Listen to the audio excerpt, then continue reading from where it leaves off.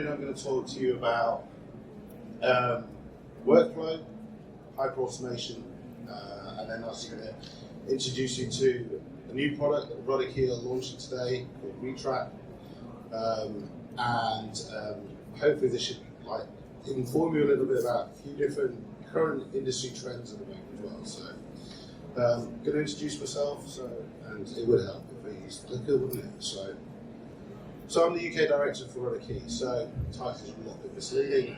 What I do, I'm responsible for all our digital work that we do at RutterKey, growth, partnerships. I'm involved with our product engineering team, and a little pet project of mine is I work with the Greater Manchester AI Foundry in developing AI-based solutions for SMEs in Greater Manchester as part of a development program to raise technology adoption within businesses within the Greater Manchester region. So that's my link. If you want to scan it, get my contact details and find me on LinkedIn there as well. So workflow, what is it? So when you think about workflow, the first thing is to think about the function that you're going to perform the workflow. What's it going to do? And then also the information that it's going to use to essentially perform that function. And then when it's doing that, the behavior of that workflow. And then you've got to think about the constraints of the workflow in the organization that it's operating within, the operational constraints of the infrastructure, software, that type of stuff. And then you want it to be agile as well. You want it to be flexible. There's no point defining and building a workflow and you can't change it. So you've got to keep it flexible. And when you start looking at workflow, this is it's very interesting because it comes actually from some research that IBM did a long time ago in the early 80s. And there's been quite a lot of PhD research about how workflow should actually interact within an enterprise. So if you look at this diagram here, each one of these elements in this diagram can be a workflow element within an enterprise. And they can relate to each other. People might look at them from a hierarchical perspective. If you look in this diagram, you can see that some bits are slightly disconnected from one for another, and you might think they might have a hierarchical relationship. But as you explore this in a little bit more detail, and you look at maybe how some items interact together, this is modeled using a couple of elements. One is how data moves.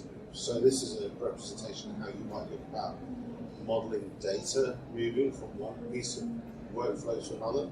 So as this flows from one piece of workflow, you might say, well, actually, let's put some control around how you want to allow that data to move. So it's natural human things to actually try and control things. So we put controls in place to manage how data might move between one workflow element and another. Now the problem is with data is, quickly works, that it can actually sort of bypass some of the controls you put in place unintentionally. It's actually quite a pervasive thing when you start looking at it. You find that data crops up in places that you might not have expected it. And you obviously get into this nice little tricky scenario where data can feed back to where it came from, and it might actually be different to what it looked like when it first left the place it started. And then what happens there? Well, technically there's all sorts of, could be conflicts, deduplication of data, there could be, you could have failures in the infrastructure with some messaging and that type of thing. So data can be a real challenge if you don't actually think about how that's going to work and how you're going to control it. And as you scale it, it gets even more challenging. Because if you go back to the original picture, but then you think about it from data and a control perspective, you can get this, which is a whole nested loop of interactions that can then feed back from one to another. And if any of you from essentially an engineering background understand that what feedback can do, it can actually be quite damaging. So this type of problem exists when you start building workflow elements within enterprise and try to scale it. So this is a real challenge when you start thinking about how I might want to automate my enterprise. Because you have to really carefully plan what you're going to do about it. There are also some big traps out there. So one of the things that you can start looking at is, well, let's model how we're going to do a process, automate it. And we as humans normally model that quite in a linear way. You know, how many people have done process mapping and drawn it in lines and boxes and flowcharts or sequence diagrams. It tends to be represented in a linear fashion. And that can give you some problems, as well as the clicker. So it seems to be a recurring theme. So what you find is that when you try and execute some of these processes, you actually really want them to execute in parallel. You might draw it in a parallel fashion, but then when you actually start looking at how some of the technologies implement workflow, it actually executes it in a linear way. It'll go down one line, and then it'll then basically reverse back to the point and go down the next line, and then it'll go down the next one. So you won't actually execute the processes you might have modeled in parallel. That's a real challenge if you want to build pure parallel processing and scale it to an enterprise solution. So, and you find nowadays with solutions like RPA, it gets really difficult to test it and scale it because one, you've got data to deal with and make sure you've got the right data to basically validate the results of that. And then as you try and deploy that, roll that into an enterprise where the data could be changing, or the transactional data could be changing, how do you know you're actually getting the right result from the automation that you built? And you can get some interesting surprises from that. So there are also some other challenges out there as well. There's lots of tools out there at the moment that are either no-code or low-code type environments that enable citizen developers. One of the big issues with that is about how do you then build solutions in that space that you can then govern and deploy. If you're going to allow people to do that in your enterprise, you want to have a level of control about that. You want to understand what people have built, when they've built it. Is it important? Is it business critical flow or not? If you've got citizen developers doing that, they could build processes that are totally business critical, and you might not even know about them. So that's a challenge that you need to understand and think about as well. As a business, why are you going to automate something? Well, you want to make your operations more lean. You want to have more efficient, cost-effective business. So that's important as well. So you've got this challenge where I want to be more efficient, I want to drive efficiency in the business, but then how do I do that in a way that I can control it and make it scale properly? So, and then also, building complex workflows.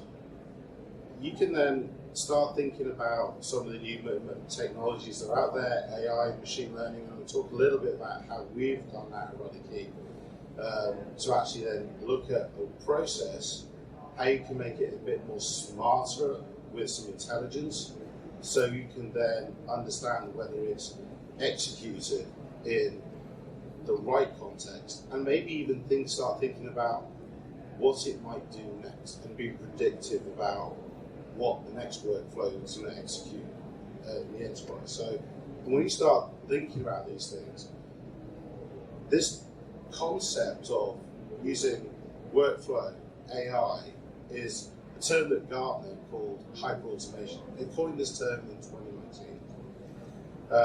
It's identified in 2019 as one of the top strategic technologies in their hypercurve. What does this really mean? So Webster says, first of all, hyper.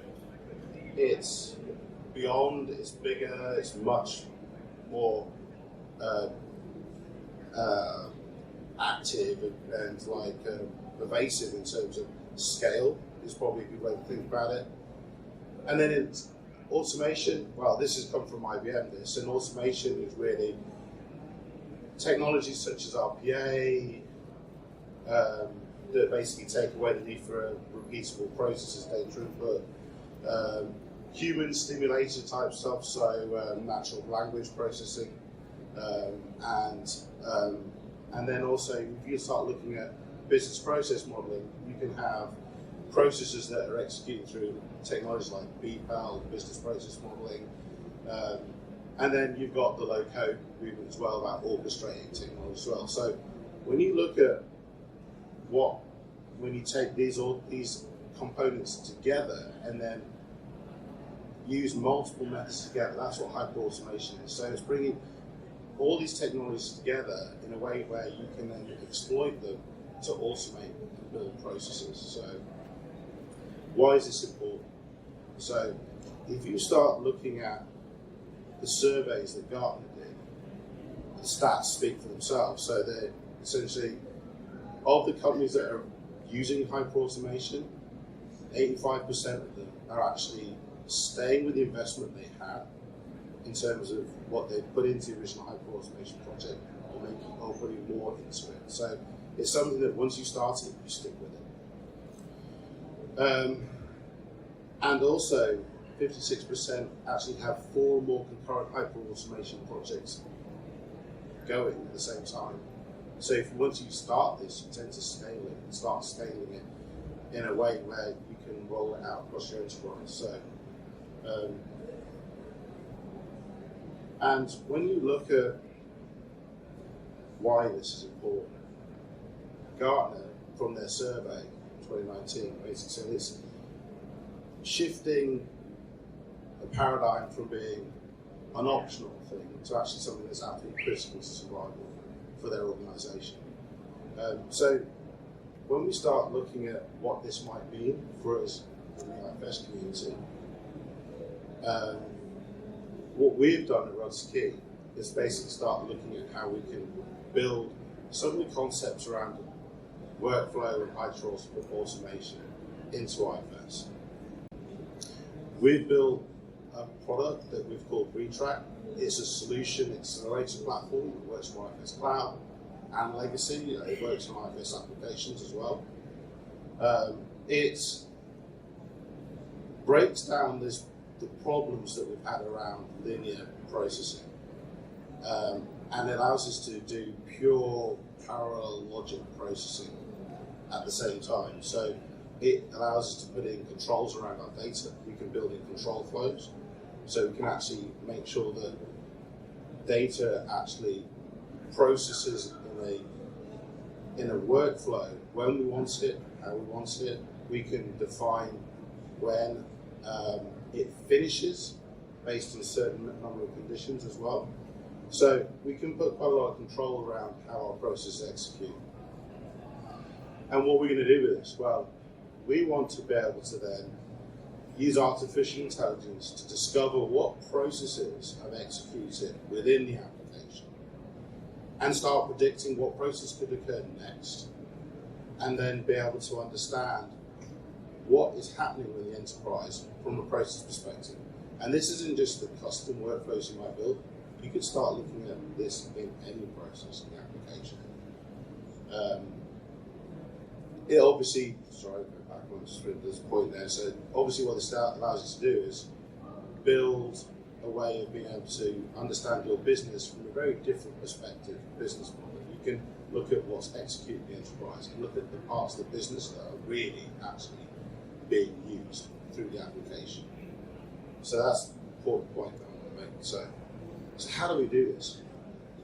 So in IFS, today, if we're going to build something out, we normally would start with a triggering event. It might call one process. We want to do hyperautomation, so we're going to call lots at the same time, maybe.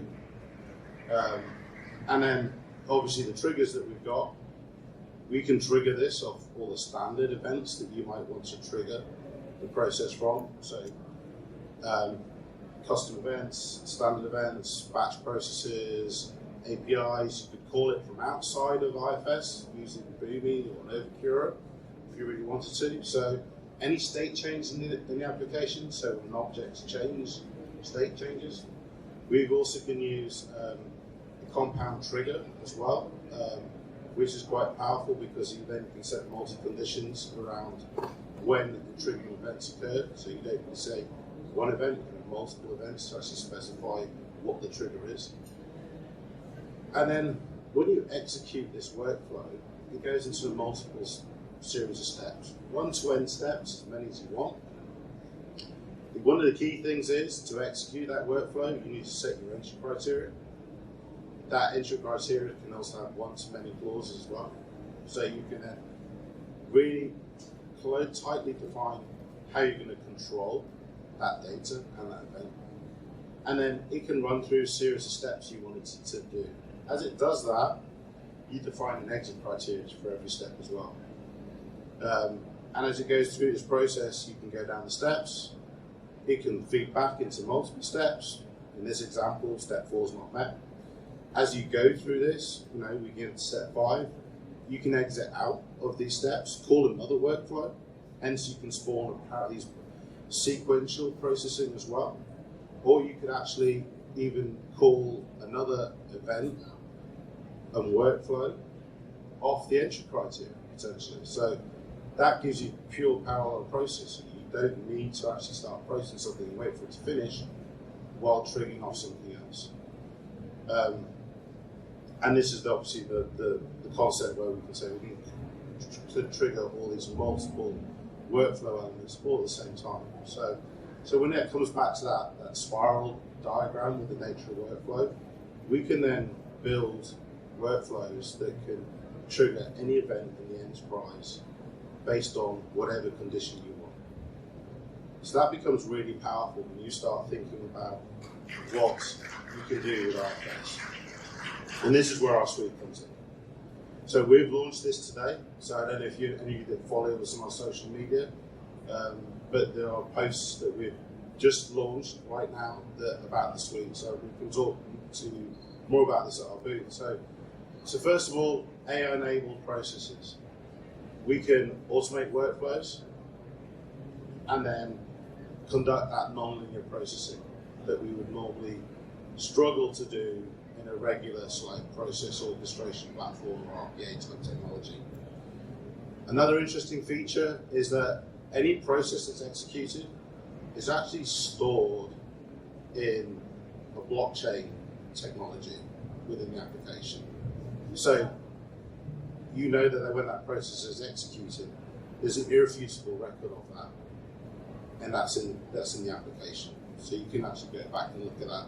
It can have problems as well. So there's good data around what's actually occurred, and that allows you to then use other technologies like machine learning to start building predictive models as well.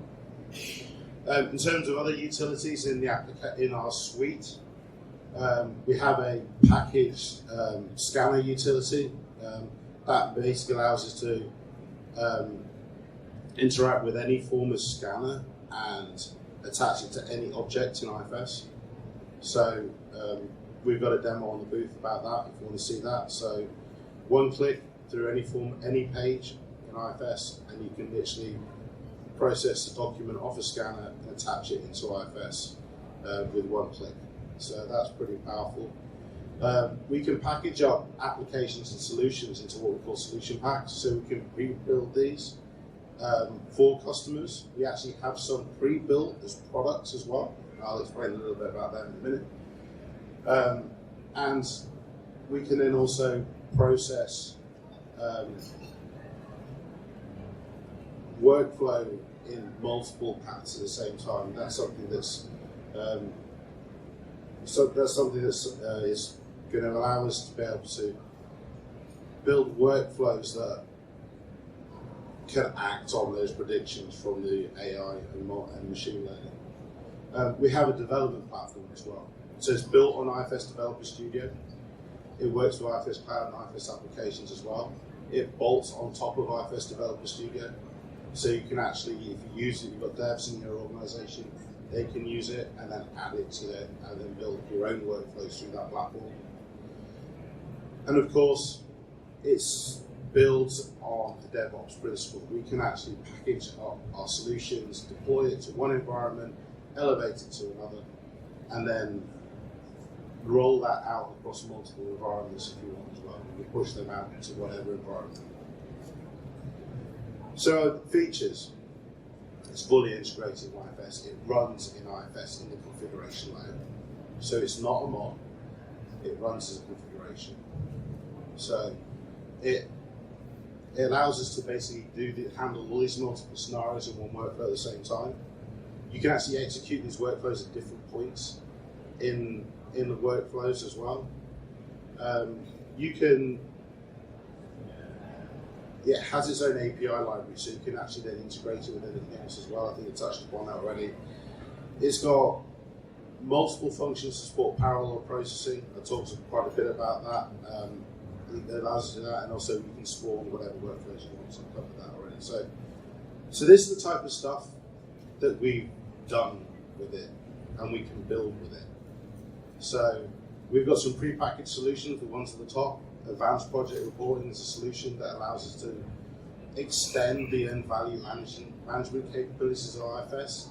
It allows us to be able to do more detailed calculations around earned value, gives a lot more data around earned value in the project.